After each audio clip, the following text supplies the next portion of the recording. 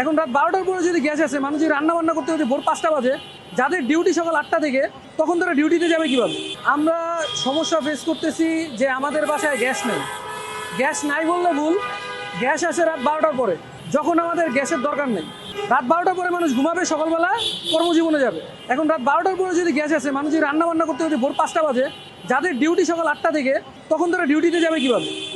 চলাচলের তো অবশ্যই অসুবিধা হবে। আমরা জানি যে তেলের গাড়িতে অনেক খরচ হয়, গ্যাসের গাড়িতে খরচ কম।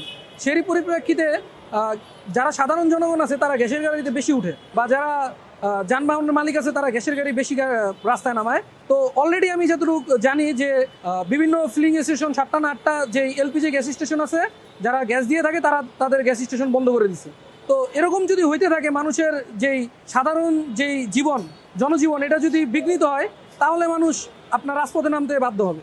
আজকে দেখতেছেন এখানে স্বেচ্ছাসেবী সংগঠন, কয়দিন পরে দেখবেন যে এখানে দলীয় লোক, নির্দলীয় লোক, সাধারণ লোক সহকারে যারা আছে সবাই দেখবেন এই তিতাস ভবনের সামনে এসে গ্রাও দিছে।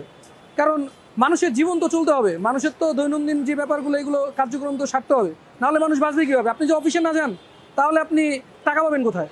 আপনার জীবন চলবে কীভাবে? আমাদের যাইতে হচ্ছে আপনার হোটেলের সেই মনে করেন মোবিলের কালারের তেল, আর আপনার কিভাবে কি ভাজি করে, কি ময়লা আবর্জনা দিয়ে কি আল্লাহ জানে, বা পচা সবজি না ভালো সবজি আমরা জানি না, এগুলো খেতে হচ্ছে।